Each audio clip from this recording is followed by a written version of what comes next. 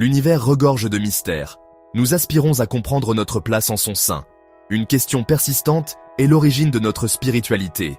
Pourquoi cherchons-nous un sens au-delà de nous-mêmes? Pourrait-il y avoir une base biologique à nos croyances les plus profondes? L'idée d'un gène de Dieu a captivé notre imagination. Imaginez un gène qui nous prédispose aux expériences spirituelles. Ce concept se situe au carrefour de la science et de la religion.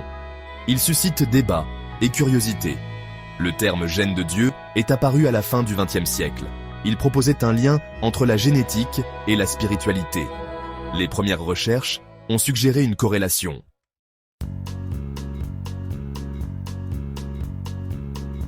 Notre compréhension de la génétique a progressé de façon spectaculaire. Le projet Génome humain a été une réalisation historique. Il a cartographié l'ensemble du code génétique humain. Cela a ouvert de nouvelles voies pour explorer la complexité du comportement humain, y compris les fondements biologiques de la spiritualité. Les gènes sont les plans de la vie. Ils dictent nos traits physiques, mais peuvent-ils aussi façonner nos pensées, nos sentiments et nos croyances? L'hypothèse du gène de Dieu suggère que oui. Cette idée est ancrée dans le domaine de la génétique comportementale.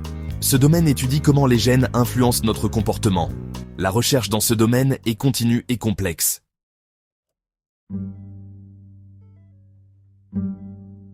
Un gène qui a attiré une attention considérable est le VMAT2, souvent surnommé le gène de Dieu. Ce gène code pour une protéine appelée transporteur vésiculaire de monoamine 2.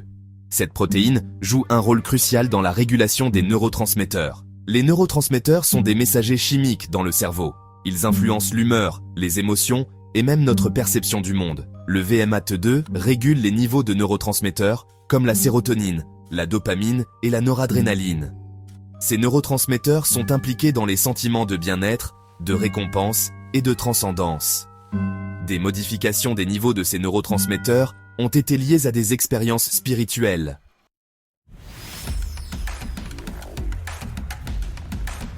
Il est hautement improbable qu'un seul gène puisse expliquer la nature multiforme de la spiritualité. Il s'agit plus probablement d'une interaction complexe de plusieurs gènes. Chaque gène apporte une petite pièce au puzzle. Imaginez un orchestre symphonique. Chaque instrument joue un rôle distinct. Ensemble, ils créent une composition harmonieuse et complexe. Les scientifiques explorent maintenant le rôle d'autres gènes. Les gènes impliqués dans la signalisation de la dopamine, la régulation de la sérotonine et même le développement du cerveau sont étudiés.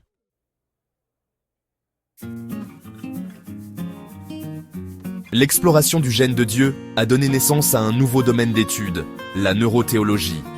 La neurothéologie cherche à comprendre les corrélats neuronaux des expériences religieuses et spirituelles. Elle utilise des techniques d'imagerie cérébrale, comme l'IRMF, pour étudier l'activité cérébrale pendant la prière, la méditation ou les rituels religieux.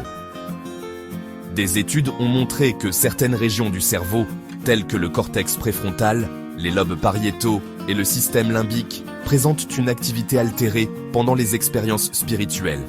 Ces régions sont impliquées dans la conscience de soi, le traitement des émotions et le sentiment de transcendance. Les résultats suggèrent que les expériences spirituelles ont une base neurologique tangible. La neurothéologie n'en est qu'à ses débuts, mais elle possède un immense potentiel pour combler le fossé entre la science et la spiritualité.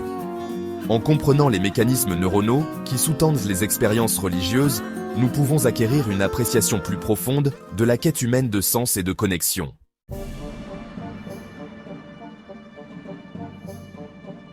La découverte d'un gène de Dieu, ou même la suggestion que la génétique joue un rôle dans la spiritualité, a de profondes implications pour la religion. Pour certains, cela soulève des questions sur la nature même de la foi. La croyance est-elle un choix ou est-elle inscrite dans notre ADN? Si nos gènes nous prédisposent à la spiritualité, cela diminue-t-il le rôle du libre arbitre dans la croyance religieuse? Ce sont des questions complexes, sans réponse facile. La relation entre la science et la religion a longtemps été une source de débat. Certains les voient comme intrinsèquement incompatibles. D'autres les considèrent comme des moyens complémentaires de comprendre le monde. L'hypothèse du gène de Dieu se situe au cœur de ce débat, remettant en question les points de vue traditionnels des deux côtés. Pour de nombreux croyants, la foi est une expérience profondément personnelle, enracinée dans la révélation, la tradition ou un sentiment du divin.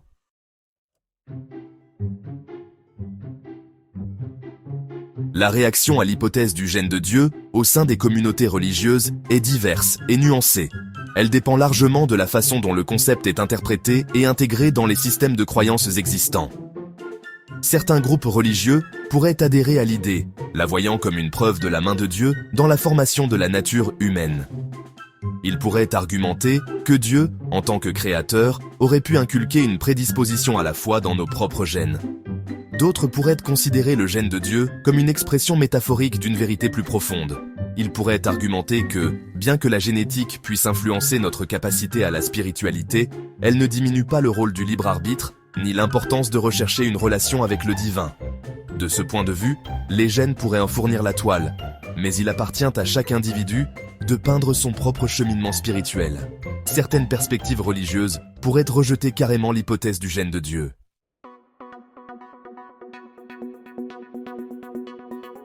L'hypothèse du gène de Dieu a le potentiel de combler le fossé entre la science et la religion ou d'élargir le clivage.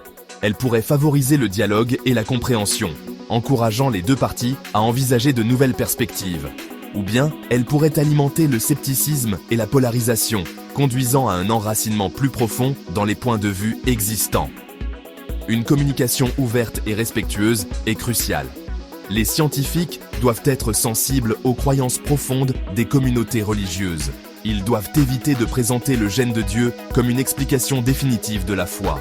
Les chefs religieux, à leur tour, doivent éviter de rejeter d'emblée la recherche scientifique.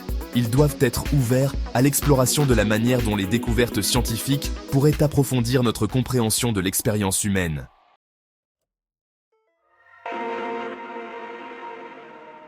L'existence potentielle d'un gène de Dieu, ou même l'influence de la génétique sur la spiritualité, nous amène inévitablement au débat philosophique ancestral entourant le libre arbitre. Si nos gènes peuvent influencer quelque chose d'aussi profond que notre inclination vers la spiritualité, qu'est-ce que cela dit de notre capacité à faire des choix véritablement libres? Cela implique-t-il que nos croyances, nos valeurs, même notre sens du divin, sont simplement le produit de notre héritage génétique? Les implications d'une spiritualité influencée génétiquement sont profondes et troublantes.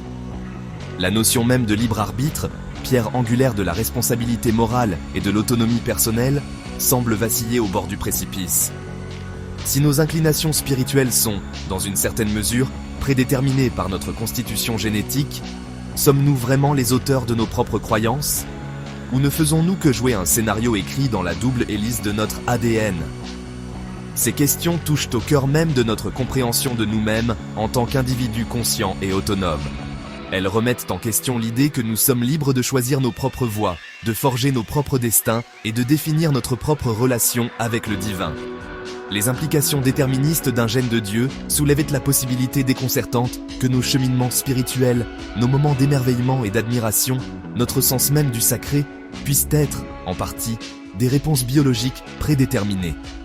Les implications philosophiques s'étendent bien au-delà du domaine de la spiritualité.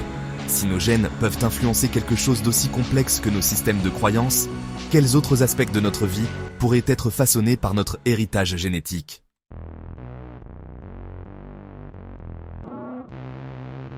Le concept de gène de Dieu jette un pavé dans la mare de la compréhension traditionnelle de la foi. Pour beaucoup, la foi est un choix actif, une décision consciente de croire en quelque chose au-delà du monde tangible. C'est un engagement profondément personnel, souvent forgé par des expériences personnelles. La réflexion est un acte de foi.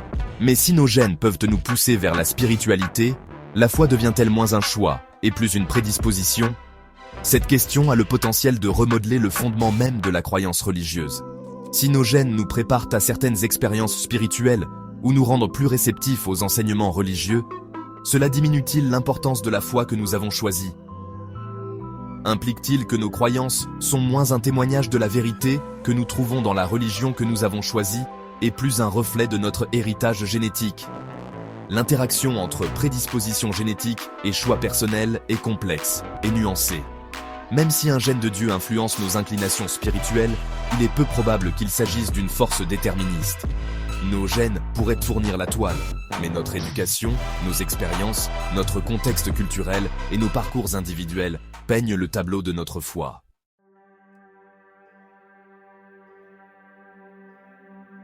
La recherche d'un gène de Dieu soulève des questions profondes sur la nature même de l'expérience spirituelle. Si la science peut identifier la base biologique des sentiments de transcendance, d'émerveillement ou de connexion à quelque chose de plus grand, cela diminue-t-il la puissance ou l'authenticité de ces expériences? Réduit-il le divin à un simple déclenchement de neurones, à une réaction chimique dans le cerveau?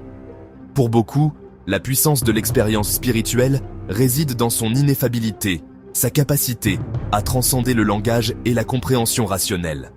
C'est un sentiment d'unité, de paix profonde ou d'amour bouleversant qui défie toute explication simple. Réduire ces expériences à l'activité neuronale pourrait sembler, pour certains, les dépouiller de leur mystère et de leur sens. Cependant, d'autres pourraient argumenter que comprendre la base biologique de l'expérience spirituelle ne diminue pas son importance. Tout comme apprécier la biologie complexe d'une fleur ne rend pas sa beauté moins impressionnante, comprendre la symphonie neuronale qui accompagne les états spirituels pourrait améliorer notre appréciation de la connexion profonde entre notre moi physique et spirituel.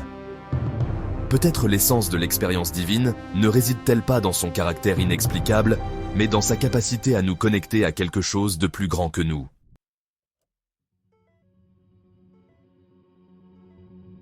La découverte d'un gène de Dieu, ou même la reconnaissance d'une influence génétique sur la spiritualité, se répercute dans les couloirs de l'éducation. La façon dont nous enseignons la religion, les origines des systèmes de croyance et l'interaction entre la science et la spiritualité doit être soigneusement examinée à la lumière de cette nouvelle compréhension. Intégrons-nous le gène de Dieu dans les manuels de biologie en l'expliquant comme un facteur possible de l'inclination humaine à la foi? Ou bien faisons-nous preuve de prudence, conscients du risque de mal interpréter ou de simplifier à l'excès une question complexe? La présence d'une composante génétique à la spiritualité pourrait remettre en question le cadre laïque qui sous-tend souvent l'éducation publique. Cela soulève des questions sur la façon d'enseigner la religion d'une manière qui respecte la diversité des croyances, tout en reconnaissant une base biologique possible de la foi. L'enseignement d'un gène de Dieu pourrait-il conduire à une discrimination à l'encontre de ceux qui ne possèdent pas certaines variantes génétiques? Ou pourrait-il, au contraire, favoriser une plus grande compréhension et tolérance en soulignant les fondements biologiques communs de la recherche de sens chez l'homme? Les implications s'étendent au-delà de l'éducation religieuse. Comprendre les bases génétiques et neurologiques de la spiritualité pourrait éclairer notre approche de l'enseignement de l'éthique, de la morale et des valeurs. Si notre sens du bien et du mal, de la compassion et de l'empathie est influencé par notre constitution génétique, cela change-t-il la façon dont nous cultivons ces qualités chez les jeunes esprits?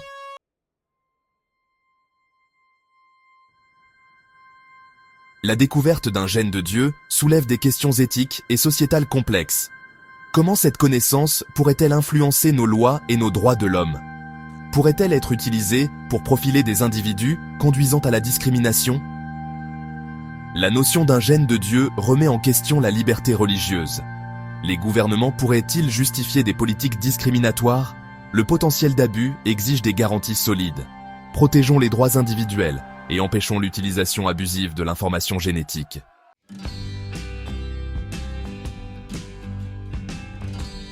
Dans un monde de plus en plus interconnecté, il est primordial de composer avec des cultures et des systèmes de croyances divers.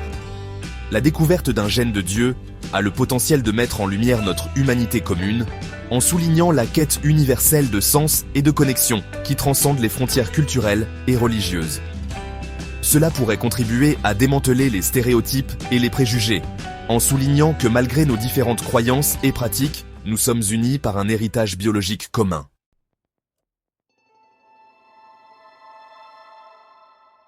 La quête pour comprendre le gène de Dieu nous a conduits au cœur même de ce que signifie être humain. Nous avons exploré la danse complexe des gènes et des neurotransmetteurs, scruté la symphonie neuronale de l'expérience spirituelle et contemplé les ondulations sociétales de cette découverte révolutionnaire. La science et la spiritualité, loin d'être opposées, sont des lentilles complémentaires. Ensemble, elles nous aident à comprendre notre place dans l'univers. Nous voyons notre reflet dans le miroir cosmique.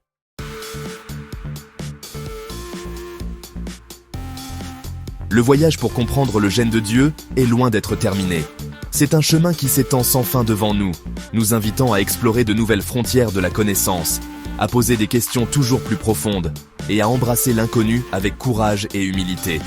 Les recherches futures découvriront sans aucun doute de nouvelles perspectives génétiques et neurologiques sur la nature de la spiritualité, révélant l'interaction subtile des gènes, de l'environnement et de l'expérience personnelle dans la formation de nos parcours spirituels.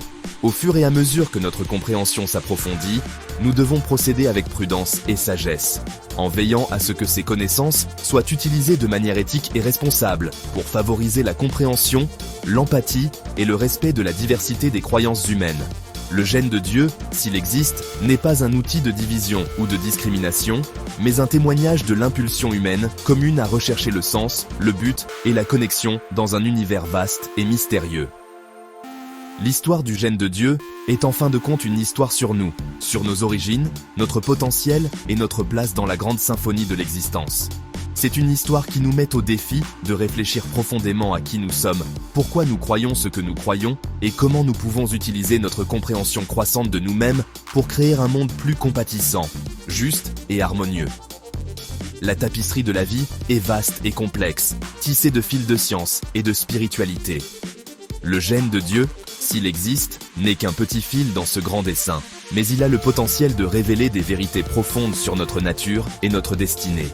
En continuant d'explorer cette fascinante voie de recherche, nous pourrions découvrir que la plus grande découverte n'est pas un seul gène, mais une appréciation plus profonde du mystère et de l'émerveillement inspirant de la vie elle-même.